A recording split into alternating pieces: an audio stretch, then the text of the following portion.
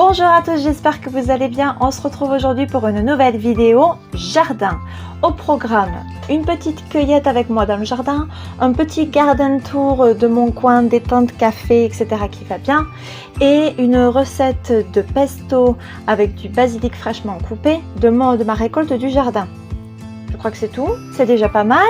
Avant de se lancer dans cette vidéo, n'oubliez pas de vous abonner, n'oubliez pas d'activer la cloche pour recevoir toutes les notifications et ne pas rater mes prochaines vidéos. À l'heure où je vous parle, j'ai 99 abonnés. Ce serait super de faire monter ce chiffre un petit peu. S'il vous plaît, merci. Allez, c'est parti. Comme vous le savez peut-être, j'ai un jardin, un bon petit jardin potager.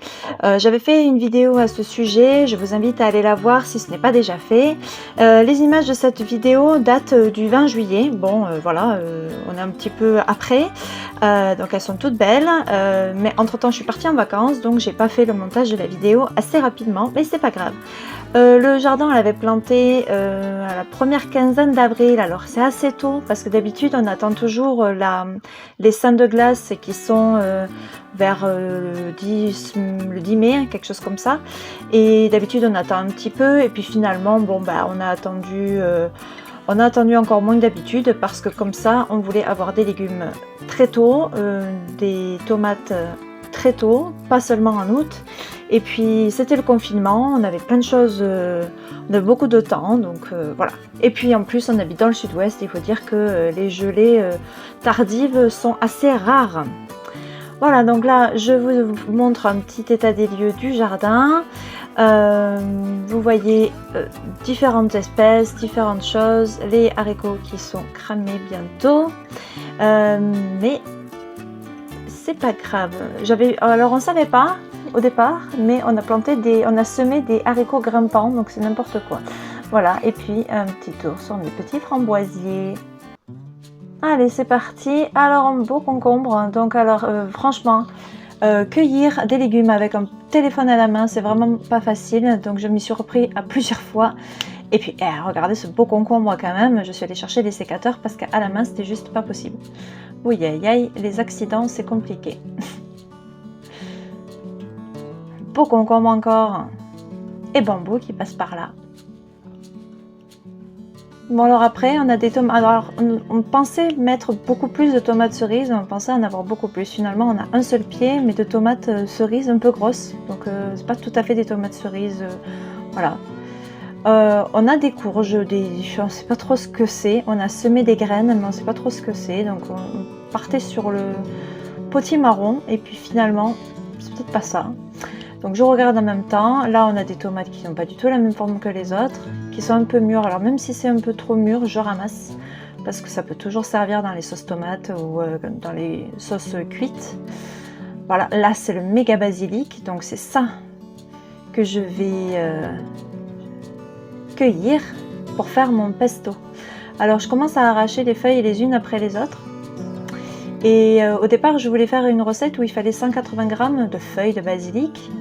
Alors je me suis dit, je sais pas ce que ça fait en fait 180 g de feuilles de basilic. Bon finalement je suis passée au sécateur parce que ça faisait beaucoup trop long. Et je me suis dit que j'allais jamais y arriver. Regardez là quand même mon panier comme il est rempli. C'est une recette que j'ai trouvée sur Marmiton et que je ferai en suivant. Donc là on a des courgettes jaunes que je cueille en tournant. On a aussi des courgettes vertes. On a pu avoir certaines années des courgettes rondes. Bon là elles sont toutes allongées, mais les courgettes rondes c'est pas mal aussi. Mais bon là ça change un peu. Regardez la taille des feuilles, c'est impressionnant. Voilà, là c'est le pied de courgettes vertes. Donc il y en a une qui est en attente pour un prochain jour. Et voilà, là on voit les traces des différentes courgettes que l'on a déjà cueillies. Et puis des feuilles qui sont mortes toute seule, mais bon voilà, vous voyez la taille, l'ampleur du pied de courgette. Et puis allez, on y va sur les haricots. Les haricots grimpants, donc qui sont jaunes, et on en oublie tout le temps en fait. À chaque fois, on y va peut-être une ou deux fois par jour et on en oublie tout le temps parce que tout est de la même couleur. Les tiges sont de la même couleur que les feuilles, que les haricots. Donc voilà, là on en voit un là et moi je le vois même pas quand je cueille, c'est la folie. Donc toujours pareil, hein, notre principe de haricots, on n'en a pas assez pour faire un plat pour 4. Donc quand on a fini la cueillette, on écut et on met au congélo. Et on ressort quand on en a besoin. Ça c'est fraîchement coupé et ça garde tous les nutriments et toutes les vitamines. Là c'est l'autre endroit des concombres, donc, et derrière on a le poivron. Alors c'est pas une méga année à poivron, on voit des fleurs, mais on n'a pas eu beaucoup de poivrons. Là c'est encore un petit concombre qui va naître. Mon panier se remplit, on a encore des haricots, beaucoup de haricots là qui grimpent, on dirait Jack et le haricot magique, c'est impressionnant. Et voilà mes petites framboises. Alors, c'est la première année que ça donne autant, mais pour l'instant c'est vert. Alors à l'heure où je vous parle, on est début août et elle commence à un peu rougir, donc je suis contente.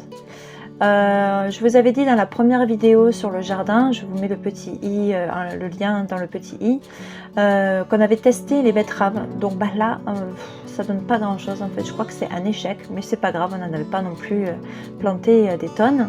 Là on a des petits potimarrons qui seront prêts pour cet automne, pour faire les bonnes soupes et les bonnes tartes potimarrons qui font très automnal, j'adore ça. Et puis vous avez pu voir aussi des œillets d'Inde orange là qui poussent beaucoup.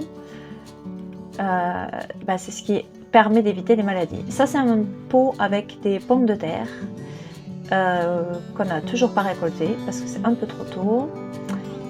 Et ce pied là que vous voyez que je fais courir là, c'est le pied de potimarron. Donc je vous avais dit dans la première vidéo jardin que les pieds de potimarron ça courait beaucoup, donc il fallait faire attention à là où vous les mettez.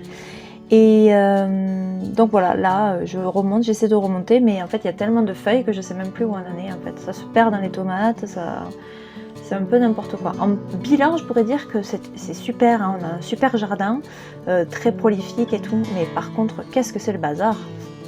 Et encore un concombre que je n'avais pas vu la première fois. Ah, voilà, des tomates. J'ai voulu arracher une tomate et en fait tout est parti, toute la grappe est partie. Donc il y en a qui sont pas mûres, tant pis. On peut en faire des pickles, hein, de tomates vertes. Moi j'aime pas trop, c'est trop vinaigré pour moi, mais ça peut se faire. Voilà, je referme avec mon pied notre petit portillon en palette et je repars. En chemin, vous pouvez constater la beauté de l'herbe, toute cramée. Enfin pas là exactement, mais à d'autres endroits, voilà, bien cramé. Et c'est l'été, c'est tout moche, mais c'est pas grave. Et ensuite, on va dans le coin des aromates. Alors là, normalement, il y avait de la coriandre, donc elle a donné au début, et puis après j'ai tout coupé, j'ai laissé des petits trucs, et puis finalement là ce que je suis en train d'enlever c'est tous les brins qui ont séché, qui servent à rien, donc là je laisse tomber, c'est un échec, la coriandre est un échec aussi. À la place il y a encore de la menthe, il y a toujours de la menthe partout, donc ça ne sert à rien. Et puis après on a le deuxième pot, là on a de la menthe encore qui s'est incrustée, et sinon on a du persil, donc ça on en cueille et on le coupe pour le mettre au congélo aussi. Et puis après, voilà, là je vous fais un petit aperçu du massif. Ne me demandez pas ce que c'est, parce qu'en fait je sais plus, ça je crois que c'est un millepertuis avec les fleurs jaunes. Si vous savez, dites-le moi, parce que ça évitera que je dise n'importe quoi, avec des bébêtes qui sont en train de travailler. Le but c'est de nous faire de l'ombre, et on ne voulait pas trop de racines, parce qu'on a la fosse septique juste au-dessous. Dessous, on a ce qu'on appelle les choux-fleurs, là, c'est pas des choux-fleurs, c'est des succulentes je crois, donc qui poussent bien, la verveine rose qui est très jolie, et puis le romarin sur le côté, dont j'avais parlé dans une vidéo quand je présentais des produits et que j'avais fait sécher des trucs. Et puis là on a des jolies fleurs et un petit rosier que m'avait offert Léane pour la fête des mères je crois, voilà, et du papyrus qui s'est incrusté là alors qu'il y en a beaucoup de l'autre côté. On a fait un paillage, on a mis un paillage teinté, je trouve très joli. Ça c'est un vieil arrosoir qu'on a récupéré chez mes parents. Des graminées, je ne sais pas comment ça s'appelle ces grands cheveux, mais j'aime bien. Bon là, un rosier qu'il faut que je taille parce que c'est moche. Des graminées et je ne sais plus comment ça s'appelle non plus. Et des papyrus.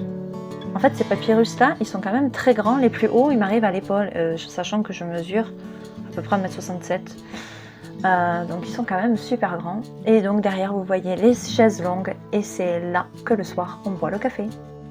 Voilà. Retour dans la maison, là je vous montre en fait la veille au soir on avait fait une collecte, une récolte déjà. Donc il y avait des aubergines aussi et il y avait déjà des concombres et il y avait déjà des courgettes. Donc ça se rajoute juste à tout le reste. Et c'est parti pour la préparation du pesto. Donc j'ai cut les feuilles et les branches de basilic.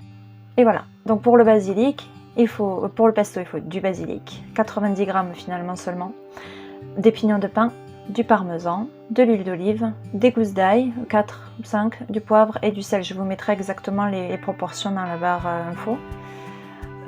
Donc bah voilà, après on met tout dans un mixeur sauf le basilic. Donc d'une main c'est toujours pareil, c'est galère en fait, hein. Je suis pas forte pour filmer les recettes, hein. J'ai pas un trépied qu'il faut bien. Donc je verse les pignons de pin, l'ail que j'ai déjà coupé,